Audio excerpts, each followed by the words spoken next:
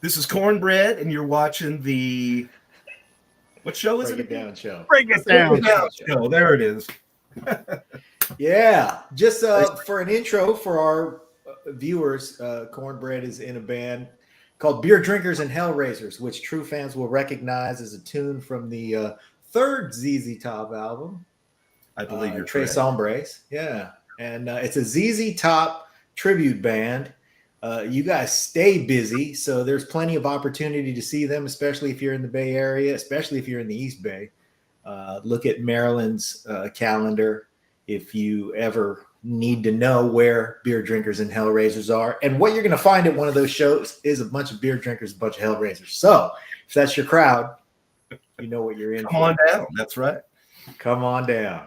Yeah, man. So, I now live in your former hometown. Where do you live nowadays? So I'm out in beautiful Lathrop, California. All right. Right off of High-Five. Makes it easy when we take these trips down to LA. You just jump on, boom, you're there. It's a beautiful thing. That's the upside of living in Lathrop, huh? What? That's pretty much it. Yeah, you can. How long have you been there? I'm curious. We moved out here in 2004. So. Oh wow. Yeah. Before that, I was out in Hayward. 95, I left Benicia. So that was 73 to 95. That was my Benicia days.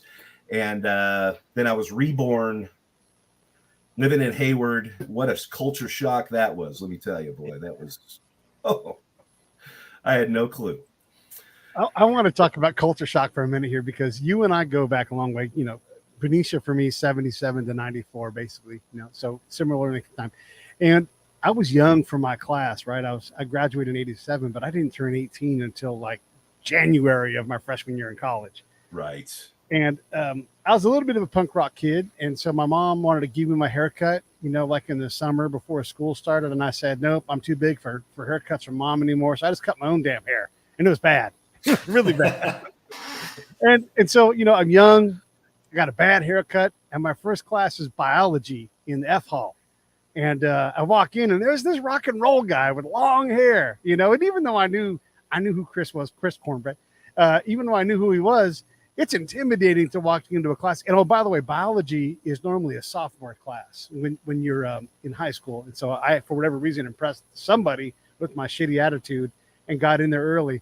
And so it's like something out of a video in the 80s, man. Like I walk in and there's you and there's, all kinds of other people that are just way bigger, older, and more seasoned. I remember the biggest shock of the whole thing was when the bell for end of class rang. You guys all just got up and left. And I'm like waiting dutifully like a middle schooler waiting to be released. It was such a thing. But you were so goddamn cool too, though. And we would talk all the time. We had Mr. Kelly's class. So I have very fond memories of those early days in high school. And you just were such a good dude and taught me a lot about music. Right on, man. I appreciate that. It was fun times, man. Mr. Lewis, right? That was Mr. Kelly that time. Mr. Kelly, he actually lived down the street from me. I lived on Carlisle up in Southampton, and he was on Banbury, like right around the corner. So we knew each other like prior to me having his class. So I did not have that going for me. Let's just say that. That was not a positive. But good times, man. What were you into musically right then? So back then, Kiss obviously was that's the thing that started it off, right? I mean, and then I always. By the way, for everybody, we're talking about 1984-ish. Right, 83, 84. But yeah, Kiss had started it off for me. That just got in my craw, and I just knew what I wanted to do, right? So after that, I just seeked out as much cool music, as I could. And Iron Maiden was a big one back then. I remember Ozzy, of course, Black Sabbath, all the stuff that kind of pissed your parents off, right? So that was and growing up in Benicia, Catholic family, I was like hide my records under the bed, so my mom wouldn't see them. I remember buying AC/DC's Highway to Hell right out of the gate, and oh boy, yeah, I think she burnt that record. Actually, I'm positive that went over well. Oh my God, what is my son doing? And I think we started going to church like every other day, thinking that would help. You know what I mean? So, Yeah. But Also for those of us who were around that generation, just as a reminder, coming into that class, that was short weeks after the US Festival. yes, Yeah. I remember So listening to that a big time for music. KRQR, right? I think they played the Yeah. whole thing, and I sat there the whole time and just listened to it until the New Wave Day showed up, and then I'm like, I'm out of here. You know what? I would normally have said that, but Missing Persons played that day. Oh yeah, They were for me the exception. That day rocked because of that. But yeah, that was a huge thing because music festivals now, they're all over the place, and you can go see your favorite bands and a bunch of other bands like your favorite bands. And even in our very, very local area, we have Bottle Rock a half hour away. So the concept of a music festival, though, that was kind of hadn't really taken shape, and the US Festival was big. So I remember when we were coming into school that year in particular, that was a big year to be into rock and roll. oh yeah. I remember all the concert shirts because my parents, once again, kind of a religious family, right? So it was like I really had to work my parents in order to go to my first concert. It was like they didn't want me going anywhere near any of that stuff. And I just remember the Day on the Greens and seeing all these shirts that everybody was going to. And I'm like, oh man, I missed that too. Van Halen, all these cool stuff. And then finally I talked to my aunt. She talked her into it. Yeah, Iron Maiden's playing at the Cow Palace with Saxon. It's my first show. You started off on Iron Maiden and Saxon? Yeah, it's Iron Maiden, Saxon, and Fast Cow Palace. 1983, I believe. So yeah. That was amazing. But you mentioned festivals too. I don't know if you guys know this, or you bring up beer drinkers. But before that, I was in a band called Vicious Rumors, which was they were kind of a bigger band on Atlantic Records as far as a local band. And I got hooked up with those guys in 2000, and I found myself playing Wacken Festival, Bang Your Head with Full Force, all these European festivals, 72,000 people outdoors.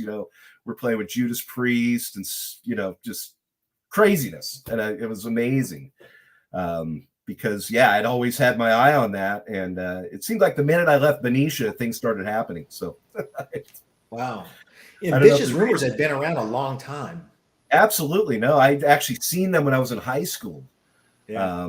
Went to this place, the Calistoga Grape Jams, and they were playing out in the middle of a grape field in Calistoga. And I remember talking with the drummer. I thought he was a roadie. He had like a Harley Davidson shirt on. Just didn't look like, your typical rock guy back then. And he's like, who are you here to see, man? I was like, Vicious Rumors. He's like, yeah, I play drums. I'm like, no, you don't. You don't. Look at you. You're not the drummer. And sure enough, he was, and we became friends. And 95, I actually moved in with the guitar player, and that's kind of what started the whole thing. And eventually got in the band. Did that for like 5 years. And, Can we back up? And how did you get on the trombone? I mean, that's here's the other question too. What was the last band that featured a trombone solo? Ooh, that's a good question. Probably some ska band, I would have to imagine. You just had this conversation. Yeah, message to Rudy. I always had the dream of taking a trombone and running it through like a distortion box and a wah-wah pedal, seeing what that was all about. You know what I mean? But how that actually came about was, we'll go way back to elementary school. You've got your PTA meeting where they've got all the instruments out there and the parents bring the kids down. And there I was, I'm standing in front of the alto sax and I'm looking at it. I'm like, oh, this is it. This is it. Look around. Parents aren't anywhere to be found. They're down the road looking at the trombone because my dad played that instrument when he grew up. His grandfather played that instrument. So, and I remember, it's just like, no, this is what I want to do right here. And my dad was like, son, your hands are much too small for the saxophone.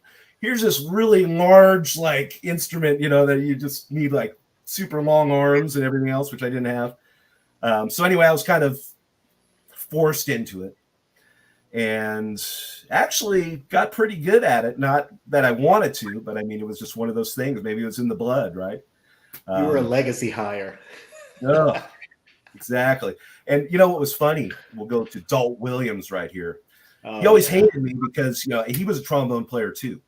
And I had an instrument that I left in the locker in the music room because I had two of them at the house, right? Why bring the damn thing home when you've got two of them sitting at the house? So I left it there. He was under the impression I never rehearsed, I never practiced, I never played. And then I would show up and nail these parts, and he'd be like, what's with this kid, you know? Yeah. So there was a moment where he pulled me into his little office, and it was like literally like the Breakfast Club.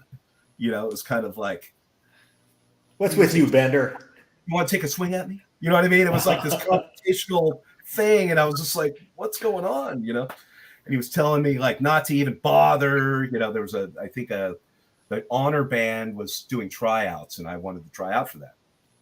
And he was, you know, so he pulled me in the office, and he was basically telling me what a POS I was and everything else. And I was just like, man, this, you know, now I've got to do it. Right. I mean, you know, just because he went up against me like that.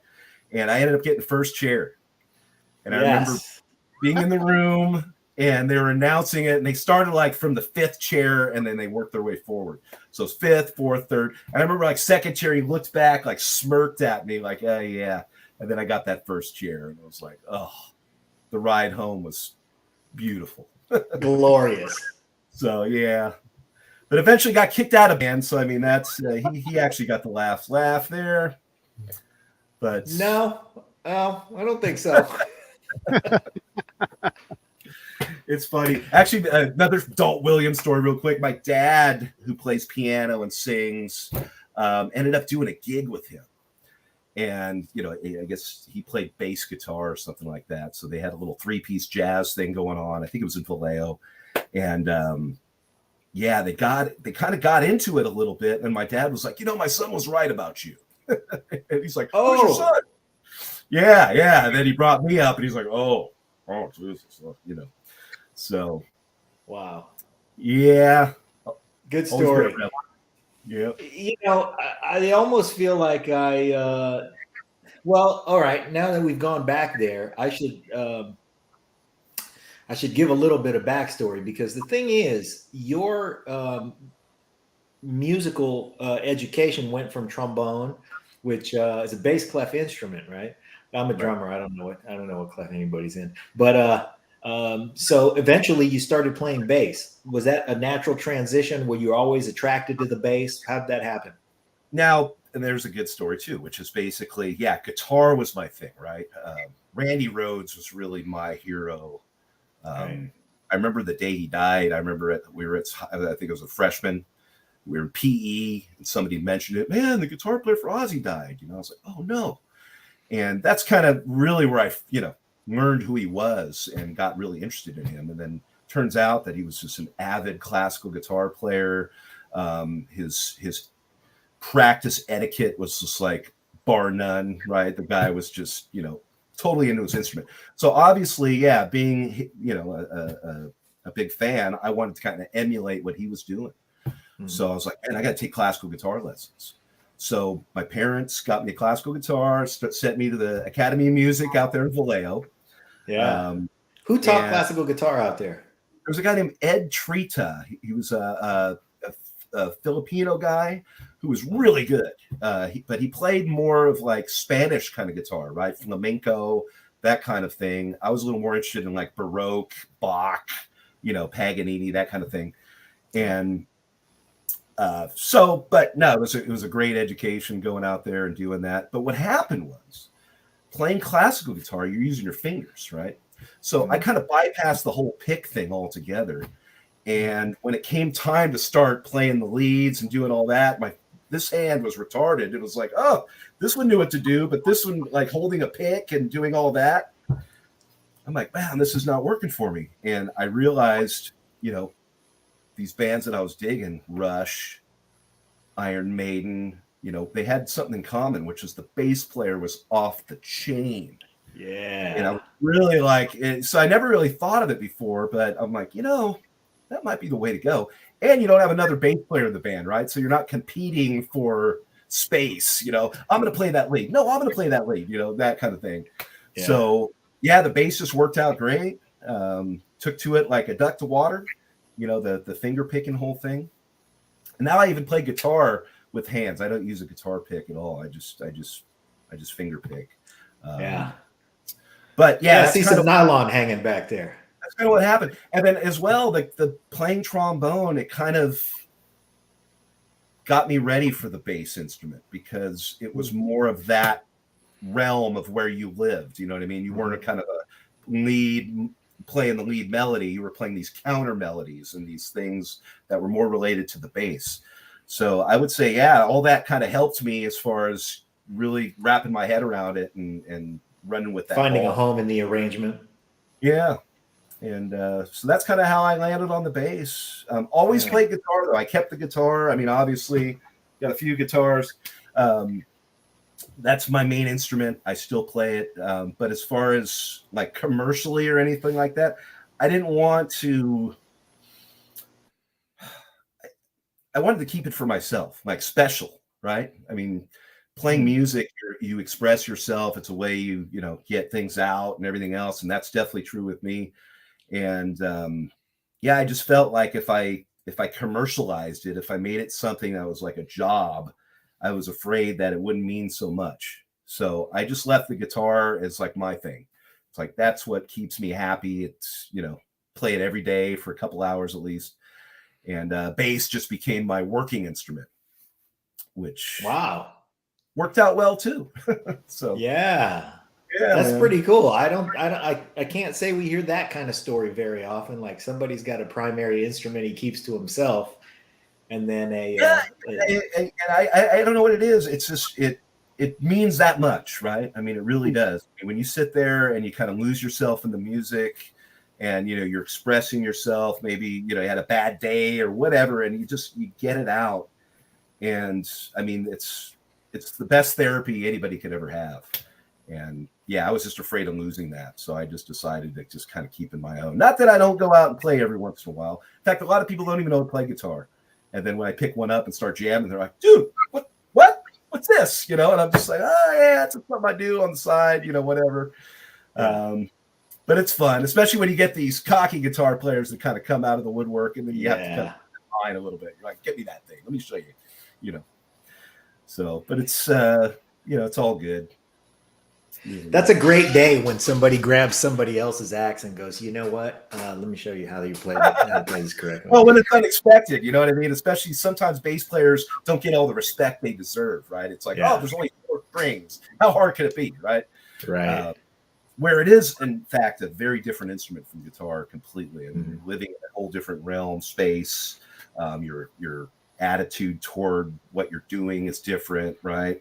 You're laying it back, where guitar is more like attacking. It's just a whole different feel thing to it. And I find a lot of guitar players that think the bass is just a lesser support guitar instrument. Yeah, they realize they have no clue. And then you watch them pick it up. They got a pick. I'm like, okay, stop. What are you doing? So well, as a drummer, sometimes you get into that situation where there's more guitar players in the room and you just want to jam, and one of the guitar players goes, yeah, I'll play the bass, and grabs the bass, and it's not the same. Yeah, exactly. Right. And then everybody's uncomfortable. It's like, give me my guitar back. And, yeah. But, and everybody's musical expression's a little different, but I think it's pretty cool that you have kept an instrument to yourself that you just kind of, enjoy for your own pleasure at home, and then commercially you do something different. Yeah. And, it's worked, and the other thing is I've kind of taken I don't want to say a back seat, but I've decided okay, if I'm going to do this musical thing, I'm still going to be responsible. I got a job, you know what I mean? I do normal stuff. And I didn't want the pressure of just being the guy that does everything. I was more happy with I'll play the bass, support instrument, like you said, and find some really good guys. And it just worked out that I had some great success with, I did the VR thing, and I got picked up with SpiralArms, who's Tim from Beer Drinkers and Hellraisers. This was back 2004. And they had Eric Kretz from Stone Temple Pilots playing drums for him at the time. And I was thinking, like, what? I got to be involved in this. I mean, no way, STP. Yeah. I remember getting in the room with him for the first time, and I just saw that drum set that was like from the Wicked Garden video, that he was playing. I'm just like, I can't believe I'm sitting here right now doing this. Wow. So, yeah, just very, very fortunate to have hooked up with some really talented and cool cats that had the same vision, which was like, hey, let's make this happen. I got to go back and talk about Dalt Williams first, because he kicks you out of band. I don't know what you got kicked out of band for. I do want to bring back a memory that at one point, this is in biology class, you were talking about a stunt you were going to pull off. You were going to wrap your body in tinfoil and fuel, light yourself on fire, and run around. And you were like, it'll work. That sounds like one of my ideas, actually. Yeah. No, it was. Good. And tinfoil. That's the hell raising part of beer drinking and hell raising. Yeah. So I never followed through with that one, though, actually. Yeah, thankfully. Yeah. Well, you were also going to jump off of something. And, it was Evel Knievel was still sort of relevant, and for sure in our youth, like we wanted to be on fire and jump off of things. But what I wanted to get back with Dalt is, have you guys over the years, I mean, look, ultimately he's done his job, right? Here you are, you're in music. He has an impact on what you do. In some part, you have a lot of other lessons and influences, but have you guys ever managed to patch up that relationship, or are you guys like never really going to get along? I honestly didn't have the opportunity to do that. Right. Okay. I did. Now I'll say this story, which was, there's a guy plays drums. I don't remember the name of his band offhand, but he lives out in Vegas. And every time we would travel through, we'd end up staying at his house. And it turned out that he's best friends with Dalt Williams' son. So wow. I think I was in the middle of telling one of the stories, how I got kicked out of the band and whatever. And he brings it. He's all, wait a minute. He's all, Dalt Williams? Benicia High? I'm like, yeah. He goes, dude, he's like my best friend is his son, So he ended up telling him the story, which he completely laughed, right? He's like, that sounds right. But yeah, just never had an opportunity to do that. I mean, if anything, he motivated me to take it to the next level. It's like, oh yeah, watch this. You know what I mean? And that was kind of because I'm that way, right? You tell me can't do it, I'm definitely going to do it, however long it takes. I'm sure he did that on purpose. He had those intentions for you, and he knew you could do it. Well, so he fell on the sword. To be completely honest, man, I wasn't the easiest cat to get along with, as far as, the authority figure and the rebel kind of scenario. That was definitely me.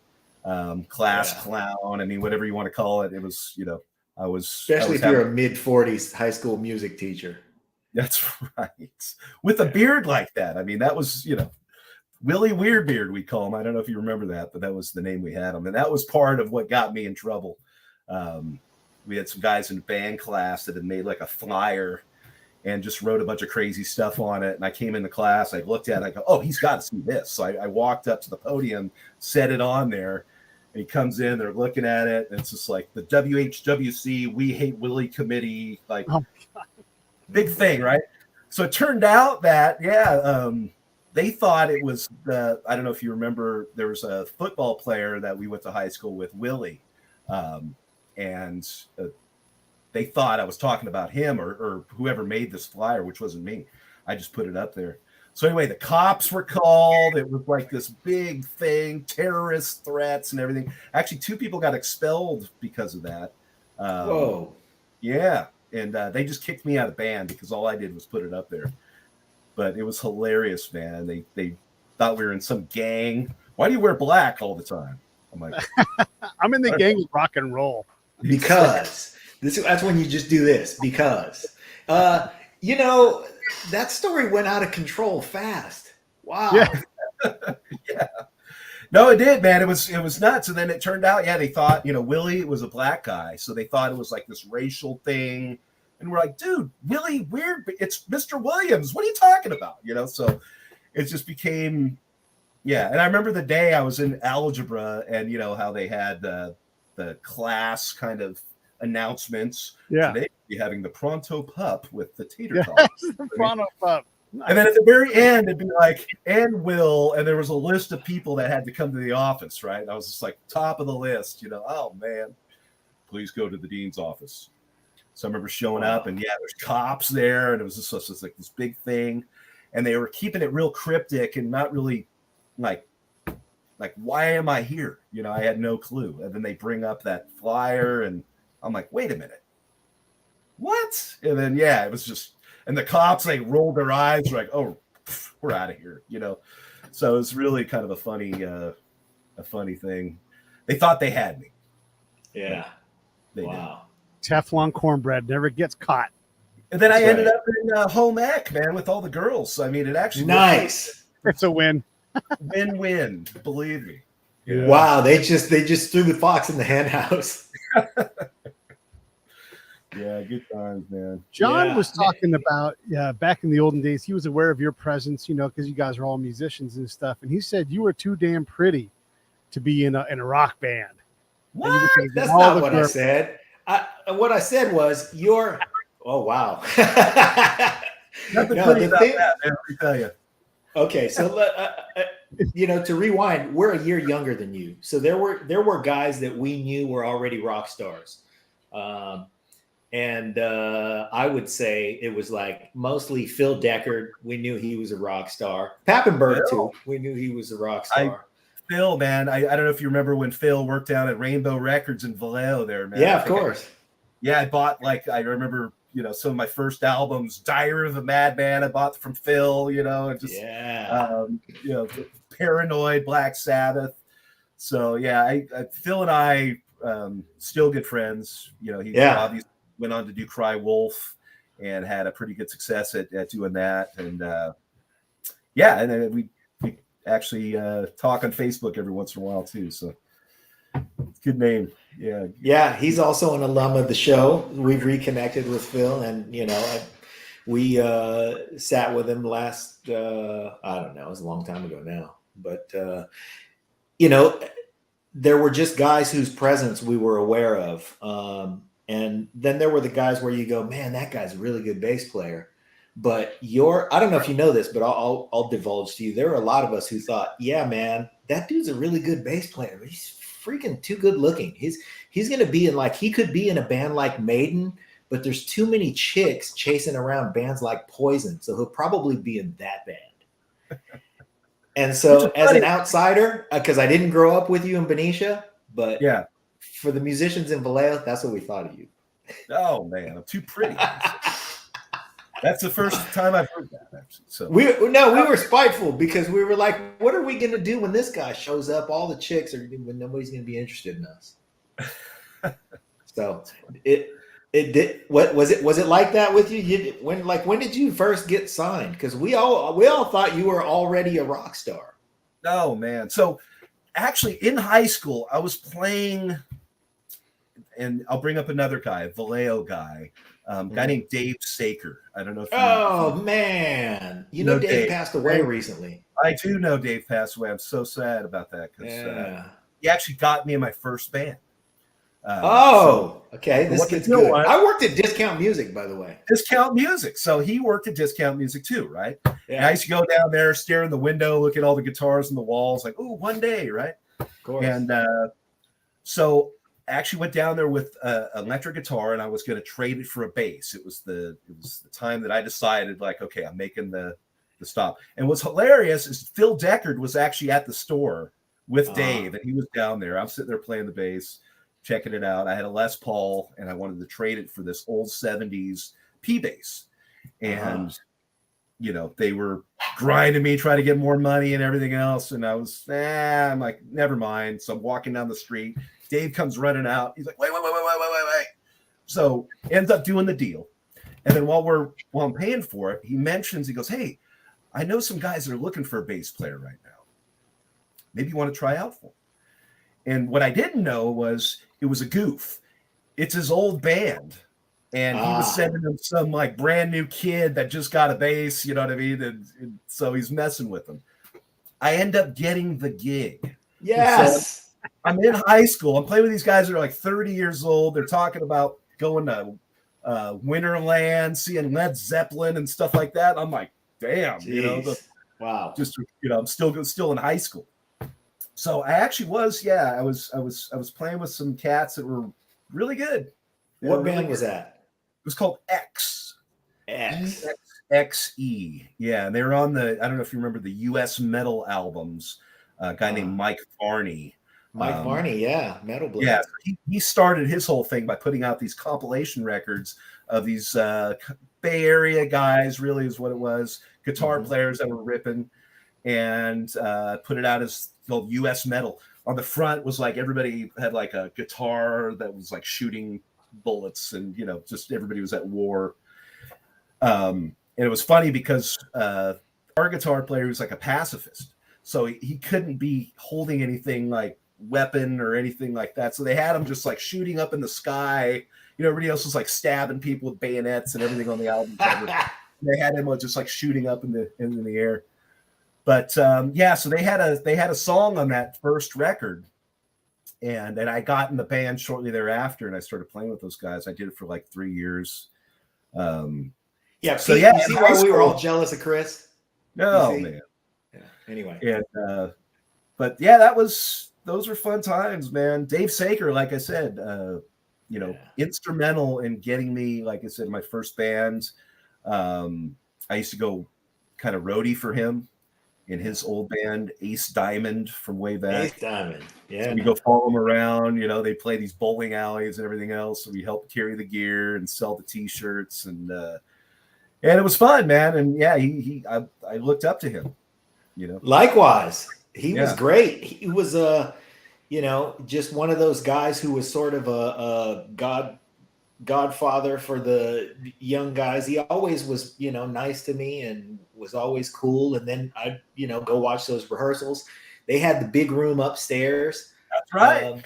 Back there. Right. And Anthony Rizzo on the drums, man. He had this enormous drum set. I mean, those guys were, we really thought they were rock stars back then. And, they kind of cut the path for the rest of us who were just trying to figure a bunch of stuff out. They were writing actual songs, and he was a really nice dude, and he died very recently. So yeah, I know. And I had a chance to actually see him a few years ago. We did a show together, and he was already kind of in a decline, but at least had a chance to connect and just let him know, like, hey man, I appreciate you and everything you've done for me, and pat on the back. Really good. Back in the Rainbow Records, Castle, all those different stores, Tower, these were like cultural magnet places where we all went and we all learned about other music. And I remember like when Tower in Concord off to the far left had like a section where it was like concert shirts and banners and all kinds of stuff. And it was almost like scary for a little kid. You're like, that's because, like the whole Satan worshiping devil, Knights in Satan service and, all these different like devil music kind of things were really a thing back then. Do you remember that lawsuit with the shotgun? I forget what band it was. I've been Aussie, but they had a shotgun on the cover and some kid had killed himself, unfortunately. And the mom's like, this music made him do it. It was a crazy era. And we had Tower and all these other areas where like you could find your friend that you didn't know by just being in this section where Ozzy was, or, if you like Genesis and you're standing around that section looking at Genesis albums or whatever, you could find a kinship with someone from a completely different town. Oh, absolutely, man. There was actually a place at the Sun Valley Mall right next to Macy's called Dynasty House, right? And it was just an import store, had weird, just wicker baskets and all this other stuff, candles. But then you go to the back and they had all the bootleg shirts, bootleg concert cassettes, right? Like Ozzy with Randy Rhoads live, which is something you couldn't even find back then. I'm just like, holy smokes, what's this? So we used to go hang out at that place. There was a guy, Vic, in the back that we became friends with, and he was an artist. He drew a lot of stuff, ended up drawing me a portrait of Randy Rhoads for my birthday kind of thing. But yeah, man, those were the things. There was nowhere else to go, right? Rasputin Records, you go hang out there, flip through all the albums. That's where I first heard of all, Metallica and Anthrax and, all these bands. And you'd only go off the album cover. You wouldn't know. You're like, okay, is this something I want to get into or not? Right. I remember it was between, I want to say Metallica and a Toto record for all things, right? It was Toto Hydra. And it had like a sword and a dragon on the front, I think. And I was just like, I went with the Toto record. And boy, was I disappointed. I got to say. Oh, that's painful. Not as heavy as I thought it might have. So yeah. I mean, as much as I love Toto now, I think that would have been a huge disappointment right then. Oh yeah. That is, there was You a got couple. Toto, or you could pick Ted. Look at that. Right. Oh yeah. I had that on 8-track. I had that one on 8-track. So. Nice. Yeah, that we won't even get into how you had an 8-track player. You should be in the generation one removed from 8-track players. I think I was right there, man. I mean, early on, this is like I said, I was 7 years old rocking the Kiss. And I remember my first record I ever bought was Dressed to Kill, right when it had come out. I was on, my parents sent me away for like the summer with my cousins. Oh boy. And went up to Washington. Yeah. And their parents were real kind of, they didn't care. So yeah, I'm buying Kiss records and everything, hiding them in my luggage coming home. So, the parents would see it and all that, which was probably another, I mean, you got to think about it. That might be another reason why I was so interested in it, is because they were trying to hold it back from me, Yeah, you had to work hard. You had to smuggle your rock and roll experience. That's right. Dude, I'm telling you, rock and roll. Hide the records, and my mom would go look for them, and she'd find them, and then I'd be like, oh man, and have to start the collection all over. So yeah, like I had to mow 2 lawns to get that record. That's right. I think I was this many years old when I realized my friend's parents who told us the John Denver Greatest Hits 8-track was stuck in the player. I just now realized I think they were lying to us. Like, because they would always just play it on like Grandma's Feather Bed. We like that song. They'd play it again. You would never get access to the other stuff that they had in the 8-tracks in the car. Exactly. Joan Baez. Yeah. I want to talk about ZZ Top and Beer Drinkers and Hellraisers. Absolutely. Now, you're a fan of things like Rush and look, Iron Maiden. And I love Iron Maiden. Hopefully we're going to have Bruce on the show here in the next week or two. Nice. This is completely different in terms of like showmanship and the lyrics. I mean, and I love ZZ Top, but they're going to go to the Grange and get laid, Meanwhile, Bruce is doing other stuff. Bruce has got a sword and he's doing all kinds of shit. How do you balance these existences of like this young guy that likes, Paganini and all these other things with just hard, like dirt in the floor, peanuts in the floor, long neck beers, ZZ Top, awesome music. So how this even came about was obviously the beard started coming in, right? So I was growing the beard. I was playing in SpiralArms. And not the Dalt Williams, by the way. Anyway. Yes. Not like better beard. I have to shave the mustache for that. But yeah, I was playing in SpiralArms, and our guitarist Craig Macicero from Forbidden, he was our guitar player, and he had a friend, played guitar. He wanted to play some ZZ Top for his buddy's birthday party. It was like his 50th birthday, and his favorite band on the planet was ZZ Top. So he ended up calling Craig and saying, hey, ask your bass player if he's still got that beard. He goes, he's got it. He's like, man, I want to do some ZZ Top for a buddy of mine out in the city. It's kind of a one-off thing. So learned some material, did the ZZ Top, and getting into the material, I was familiar with ZZ Top, right? I mean, obviously Legs and all the stuff, LaGrange and Tush, but that was about it, right? I mean, I had never did a deep dive on them until I started playing the music, and I just realized, like, man, these guys are cool. This is legit. Yeah, seriously. And there was also the Cliff Amal video with Cliff Burton, where they were being interviewed. It was Dave Mustaine and the old version of the band, and they were being asked, "What are you listening to nowadays?" And like Mustaine chimes in, Angel Witch and the Rods, and he's like naming off all these bands. And you look at Cliff's face, the disgust, and he's like, "No, man, Led Zeppelin." He starts naming off all these bands, Sabbath. ZZ Top, right? That was like the last band that he even mentioned. And it always stuck with me, like, ZZ Top, really? I always kind of looked at them as more of a, a old dude's band or whatever. And then I guess and they were kind of gimmicky because they had the car and the videos and the guitar with the fur around them and stuff. But right, the whole MTV era of what they were doing.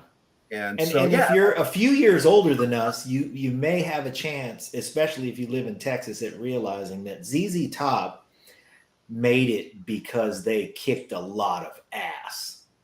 They just kicked ass, and they they would grind out just show after show on the road, and they got a million fans one at a time. Right. No, you're right about that. I mean, I've watched that documentary that they had on Netflix or whatever, and really, that's really good. How of a gradual climb their success was. It wasn't an overnight thing at all for them. That they were playing, the clubs and grinding it out. Just stayed in Texas, and they broke away to Oklahoma and started getting bigger and bigger and bigger. But it was doing that gig. And I don't know, 6 months passed, and the same cat called me back. He goes, "Hey, you remember that ZZ Top stuff still?" I'm like, "Yeah, man." He's like, "Well, I've got another gig, but we need a drummer." I'm like, "Okay." So Tim, who is now our Billy Gibbons in Beer Drinkers, he also plays drums. And I hit him up. I go, "Hey, man, you want to play some ZZ Top? Play some drums?" He was like, "Hell yeah, I do." So we started doing that little thing, and that lasted, I don't know, like 6 months, playing shows. Guitar player that we were working with just wasn't as interested as we were, because we were starting to see an opportunity to make some money. We're like, man, people are willing to pay to see this, whereas like we're playing the original music, and you'd be lucky if you got $25 for gas. You know what I mean? It was like, so getting paid to play music was a whole new concept. We're like, I can't even believe it. So we ended up pursuing it. And, when it came time to the other guitar player kind of bowed out, and I went to Tim, I go, "Well, you got to learn the guitar parts, man. We got to keep this thing going." So that's what we did. This was like 11 years ago. And then now we're, wow. We're booked. In my head, Tim said, "Oh, I know the guitar parts." And well, it no, wasn't he was that hard to actually transition. little. I mean, that's a big, I don't know if you know, but I mean, Billy Gibbons is monster, an MF, man. Yeah. That dude can play. So it wasn't like something that he thought would be an easy task. He was actually really challenged by it. He was like, "Wow." He goes, "Okay." And then he went in both feet. And he plays notes for note. I mean, all the little nuances and everything, it's all there. So, so that's when we started doing it. And our first show, Jason Newsted opened up for us in Concord. You gotta be kidding. It's called Time Out. No, and we had the show already booked, and we didn't have an opening band. It was just going to be us. And then we got a call from a friend of ours who knows Jason very well. He was like his personal assistant back in Metallica. He goes, "Hey, man, Jason wants to open up your show in Concord next Saturday." We're like, What? Yeah. Seriously? You got to be kidding me. Wow. So, and then it happened. I remember that was the first time I actually met him before that. But the first time I really got to kind of meet him and hang out with him. And so this was Jason Newsted solo material. He just wanted to work it out. Right. It was Papa Wheelie. So it was that band. It was that band. And I guess he'd been working on some new material and wanted to get out and just kind of, do it. He was living in Walnut Creek. So it was, just a hop, skip, and jump for him to go do this. And he shows up. And I just remember I was so surprised at how small he was, and I guess that's true with a lot of rock stars, people that you look up to and, seen on stage. And then you get them in front of you and you're like, dude, you're a little guy, you don't realize it.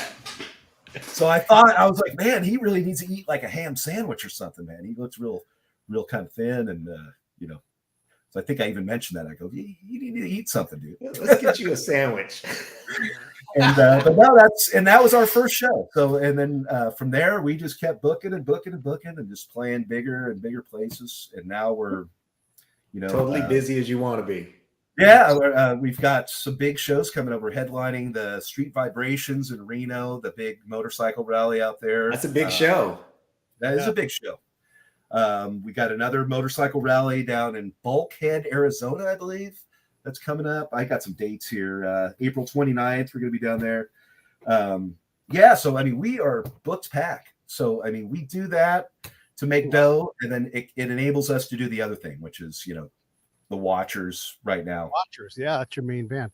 I want to say this, too, about ZZ Top and what an awesome band they are. 83 words in the song Tush, and we all know what the point of that song is. Whereas Iron Maiden, they're off running in the hills. That's 200 words. It's a totally different vibe. You guys are just getting down to it, and God bless those guys for just keeping it simple and keeping it right on the money for a hell-raising kind of band. I mean, that's got to be a big part of the fun part of the gig is the people that are going to a biker rally. They're here to fucking party and have fun.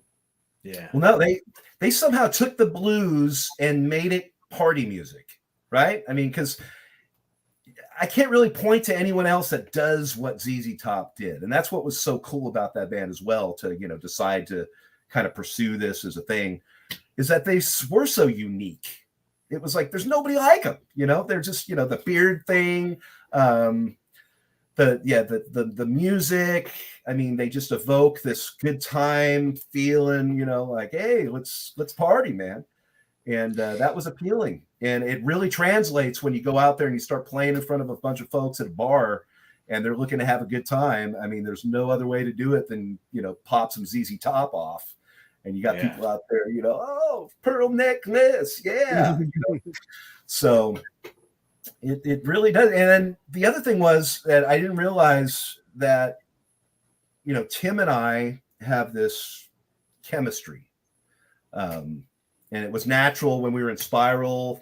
I played in many bands with Tim. White Witch Canyon was another project that we did, put a record out, which was funny. That band, the philosophy was the harder we make our music to get, the better. So we only released it on a limited edition vinyl. You couldn't get it digitally. You couldn't get it anywhere else. And, at the time, it was like, why don't people know who we are? Right. I mean, we're scratching our head.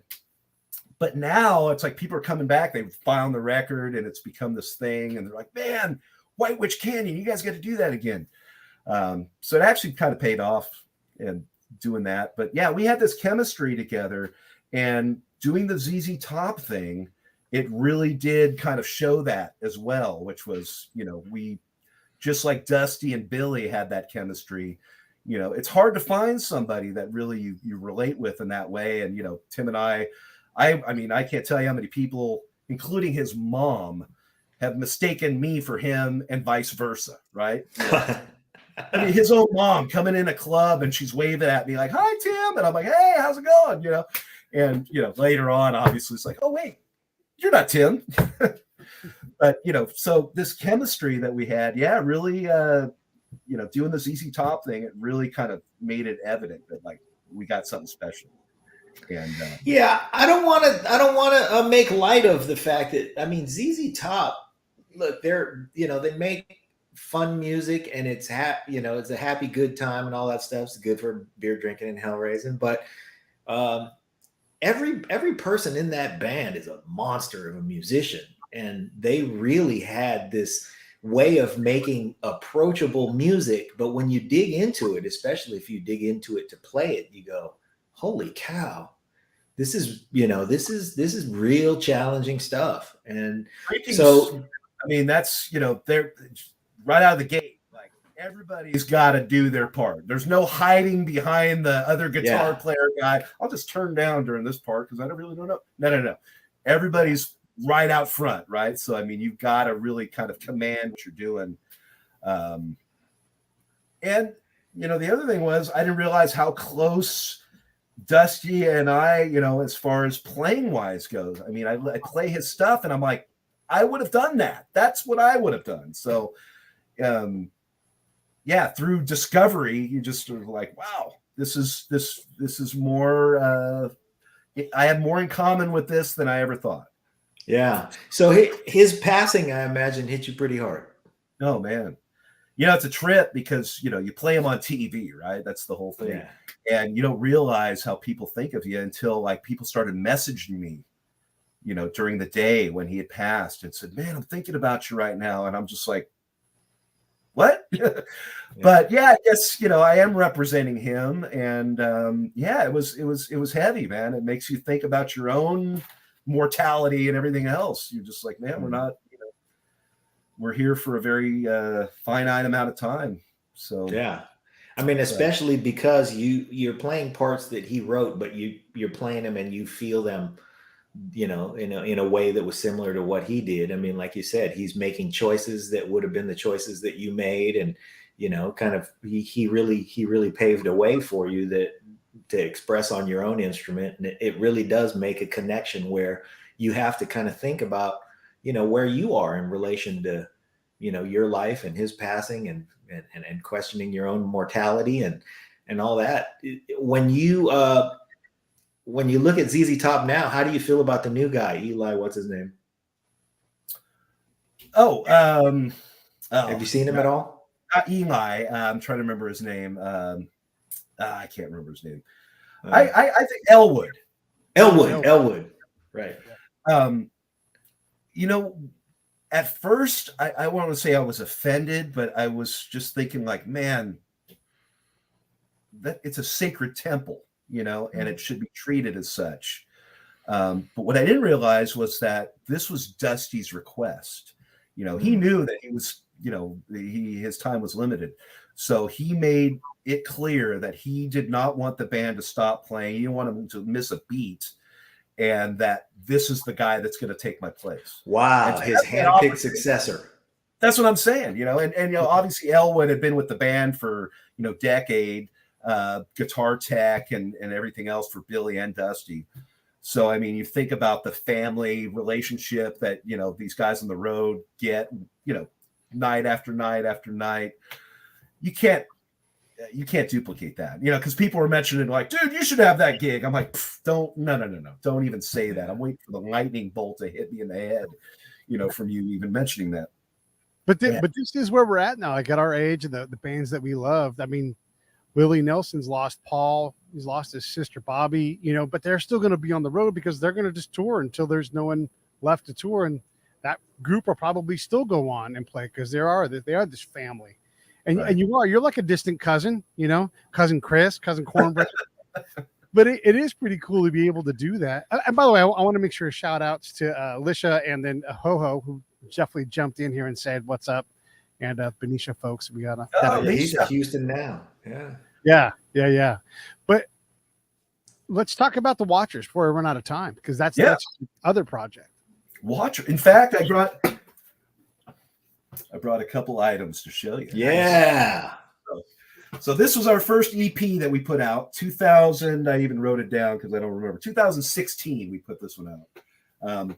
We got in the room like twice, wrote this material, and then recorded it. Done. So it was kind of, we wanted to get lightning in a bottle. The lightning right there. And we did. And it was just one of those things. Either it was going to work or it wasn't. Yeah. And it worked. And people were like tripping on it. They're like, dude, that EP, give me a break. And I'm like, yeah, man. I mean, 2 rehearsals and we went in the studio. That was just great. How about the cover art? Who did the cover art on that? So this was Ging, a good friend of ours, lives on the East Coast. And let me tell you how this came about. So Sabbath Highway, it was already decided, right? Because it was basically we're all traveling down the same road, which Black Sabbath paved for all of us, right? So that's kind of where we're tipping our hat to those guys. But the record came back and none of this was on here. It was just like regular blue sky, no church in the back hit by lightning. It was just a road. And it looked like Nickelback's album, right? And I'm just like, dude, we can't do that. And I think, Tim had called me and he was like, he showed me the art. He sent it over to me. And I go, man, you got to make the blood red sky and like put a church in the background. So I just started naming all this crap off, and then they literally just took it and put it on the record. He goes, what do you think of that? And I'm like, awesome. Yes. That's the list. Also, you can't have some 12-year-old kid buying a Toto album.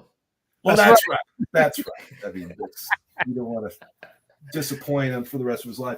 And then, so that gave birth to this record right here, which is our full length. Love this record. And one of the reasons we got to work with Max Norman, who he produced the Ozzy Osbourne records with Randy Rhoads. Oh, wow. He did the Bark at the Moon album, Megadeth's big record that they had. I mean, you know. And when I was working with Vicious Rumors, we actually reached out to him to possibly work with him with that band. And he wanted like 20 grand just to be in the room. And not even to give, you know, so we were like, that's not in our budget. So we ended up not working with him. And then the Watchers, I think Tim had seen him on Facebook. He was like, Max Norman. Huh. So he just sent him an email, love what you do and everything else. We have this band, you know, if you'd like to check it out. He got right back to us. He goes, I'd love to work with you guys. Wow. Period. I mean, no strings or nothing.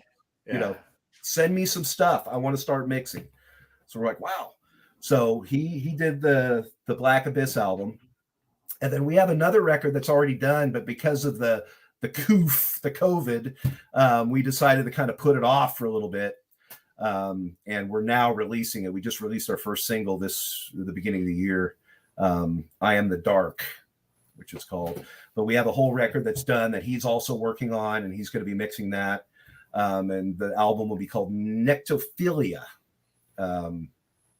which is actually a cool thing. I had to look it up. I was just like, what does that mean? I don't want that in my browser history. So here it is. It's someone that feels comfortable in the dark, like they find comfort in the dark, which I didn't know was a thing, but I guess people sit there, turn all the lights off, and they'll just sit there all night and they're just happy as a clam.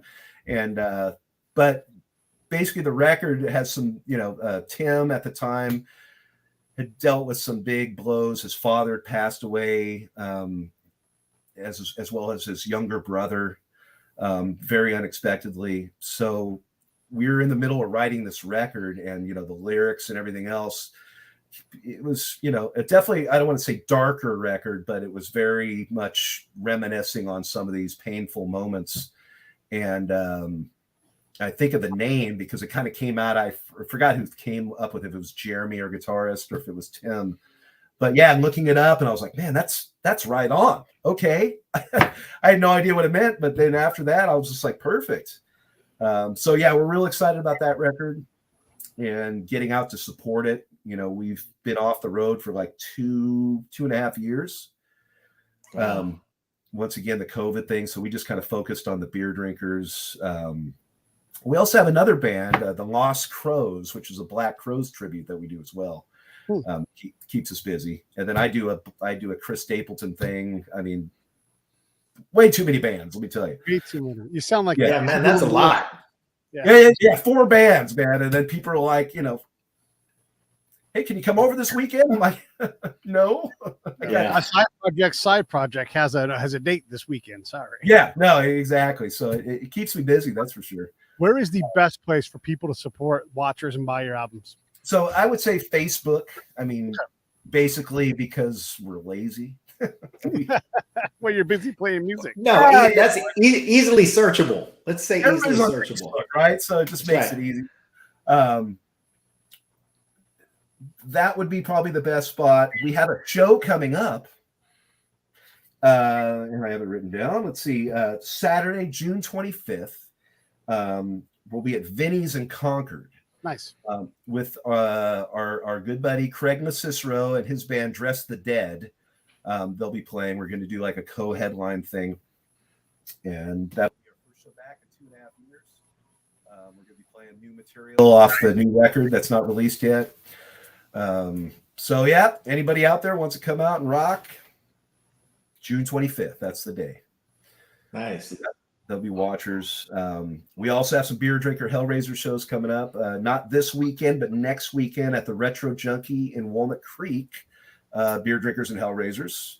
That's the old and then WPLJ. yes. And then a friend of it's ours band. newly revamped and it's great in there. So that'd be It's a great great. place for the local folks. No, we to go played see there. Beer Drinkers and Enrico, Hellraisers. the owner, I mean, awesome guy, takes care of us. We've played there, I'd say at least a half dozen times. And always. What's the date on that show? That date is Saturday, April 9th. All right. So it's coming up, not this weekend, next. And then we're playing a couple biker rallies, the Street Vibrations, Club Fox in Redwood City, May 14th. So yeah, we've got a lot on the plate. Hey, Pete, if you're up in town on April 9th, that's, day after my wife's birthday, but she's going to be in Arizona. So I'm going to have a bachelor weekend. That's a good time to go see Beer Drinkers and Hellraisers. Yeah. I want to get them down south. Bastards Canteen, make some money and have a good time. Yeah, we played the Canyon down in a few places down in LA last month.